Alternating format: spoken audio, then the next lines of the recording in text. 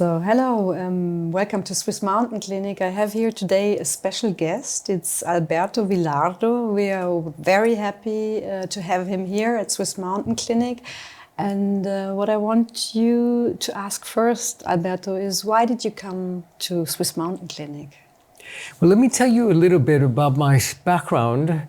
I'm a medical anthropologist, and I've written many books about the ancient healing practices in biological medicine. So I directed a brain laboratory many years ago at the university in San Francisco. And my interest is in biological medicine. How does the body prevent disease? Because in the West, we don't have a healthcare system. We have a disease care system. And in medical school, if you're lucky, you get 1 week of nutrition training, if you're lucky. And we know today that our health comes from our food is our medicine. We know that. Right. And we have to begin with our food and the water we drink and the air we breathe. And we've forgotten today that that's the basis of health. In fact, in the West, we have more than 150,000 diseases in America. And we know that we need to treat this disease with this pharma pill, one disease for one ill. And we know that that's not true. We've never been sicker in the world. People are very sick.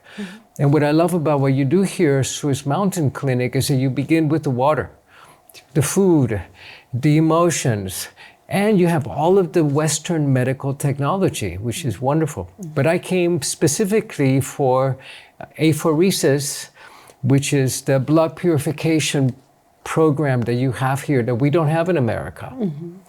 And in America, you have dialysis for if you have kidney disease, and then they throw away the plasma. But here you filter the plasma, you cleanse the blood, and that's the only way to detoxify the brain. Right, right. And so you're thinking that other detoxifying methods or to only eat healthy is not enough these days?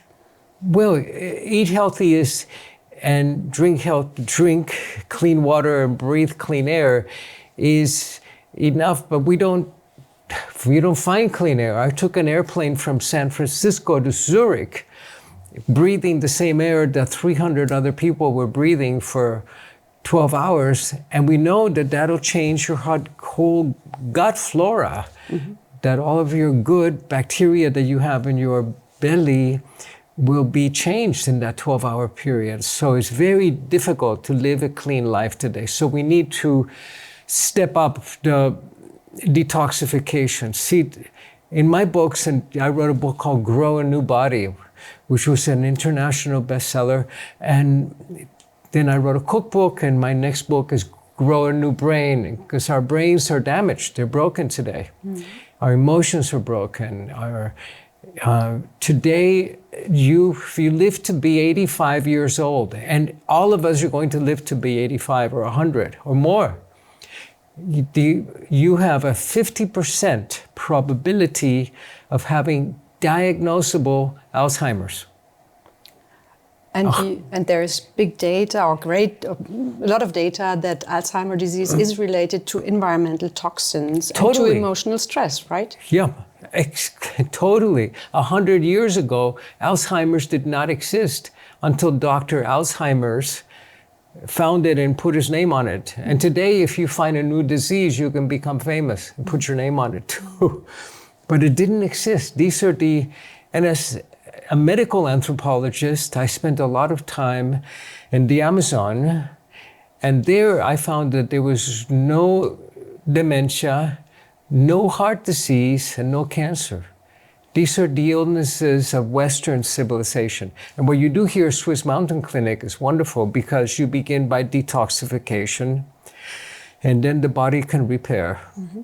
And then if you can stay with it for more than a week, then you go into regeneration.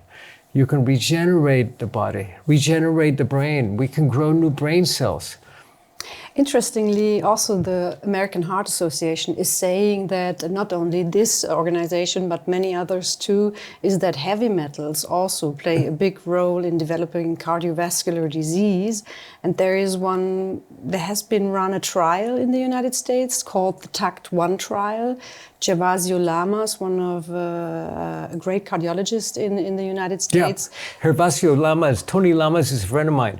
I didn't know that. I didn't know that. He did the TACT study, and then it was TACT-2. Right. So I'm waiting for the results. I think they are not out yet. They're just out. Yeah. Just out. Oh, I didn't know. So he got $35 million from the U.S. government to do a research on heavy metal chelation. Right. And found specifically with heart patients, because he's a cardiologist. He's a Cuban. I'm a Cuban also. Oh. And the TACT-2 studies were even better than TACT-1. I didn't know that. I'm waiting for the results like every other week, and I haven't. So what he found is that if you could take out the heavy metals, and we were exposed to see if your mother had mercury fillings in her mouth, you were born already with high levels of mercury, because mercury goes through the placental barrier, and you were already born toxic. Right. And, you know, in the 100 years ago, mercury toxicity did not exist. Only if you were a hat maker, or if you lived near a volcano, you had exposure to mercury. But today we have mercury in our drinking water. It's everywhere. And the problem is that mercury is a neurotoxin. Right. So if you can chelate them, if you can pull them out of the system, and that's one of the reasons I came here also, because I'm healthy. I know you asked me, what's your diagnosis? I said, life. But I want to prevent the dementias. I want to prevent the heart disease.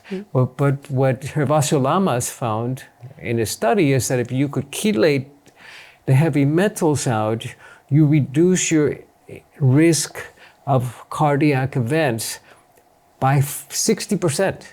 Right. That's huge. And no other drug can show that, right? Nothing. I mean, the numbers for so at the moment I am a cardiologist, as you know, and we are focusing very much on lowering cholesterol levels. But there is another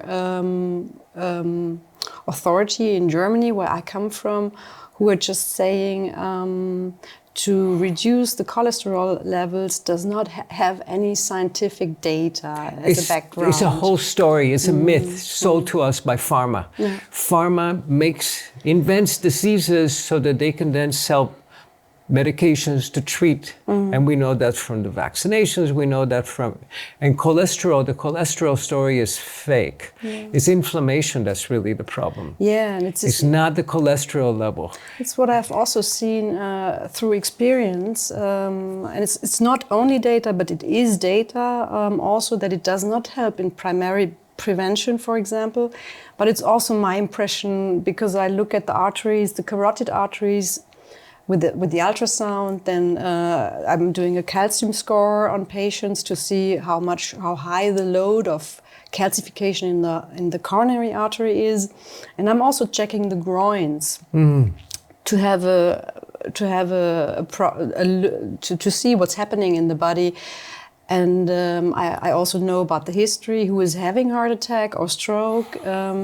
And I do see that these people have very different cholesterol levels, and even the lipoprotein small a can be huge. If a person does not have any other risk factors, I do not see any calcification. So I do not see this clear correlation between cholesterol, lipoprotein A, and calcification in the body, for example. The statins are a huge multi-billion-dollar business for the pharma, big pharma. And we're living in the age of Pharmageddon, what I call. And because they take us from birth to death, but the statins, everybody's on statins. And the side effects are so terrible. But you have to manage your inflammation. You have to manage your diet. And many of us are deficient in vitamin K, K2. And what vitamin K does, it has two big functions. One of them is to build clotting factors. So if you cut yourself while shaving, you don't bleed to death. But the other is to transport calcium to the bone. Mm-hmm. And if you're deficient in vitamin K, the calcium builds up in your arteries and you get osteoporosis. Right. So this is the kind of education we don't get when we're young, you know. So yeah, we also address this when it comes to counseling patients with cardiovascular disease, because there are many out there who, one of my best friends, he has severe heart disease and a blockage of the carotid arteries of 80%. And I tried hard to put him on statins and then to the following drugs like bempedoic acids and PCSK9 inhibitors. And he would always have the same side effects, always muscle pain, then problems with to concentrate, so dementia-like symptoms. And at some point he would say, you know what, Simone, I would rather die instead of continuing to take these drugs. Isn't there any other thing I can do? And then I started to open up and to see what's out there already as knowledge. And I found so much. I found so many great articles about oxidative stress, what it can do to the body, and also how you can measure it in the blood, like oxidized LDL cholesterol levels, but also about silent inflammation, where does it come from? Sugar plays a big role, processed food plays a big role, but also emotional stress when it comes to silent inflammation. Yeah. We're still subscribing to a science that's very materialistic, that thinks that the mind and the body are separate, and you can treat the body without treating the emotions, or that you can treat the heart without treating your heartbreak.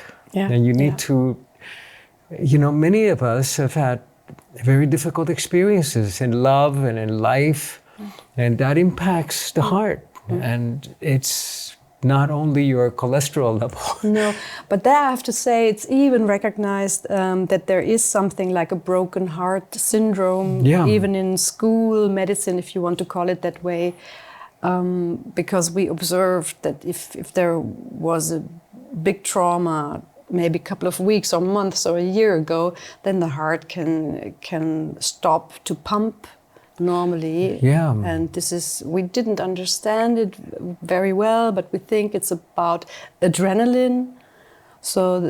And that the autoregulation of the arteries is maybe disturbed for a certain while. Well, adrenaline is a stress hormone, and it's produced by the brain when you have trauma.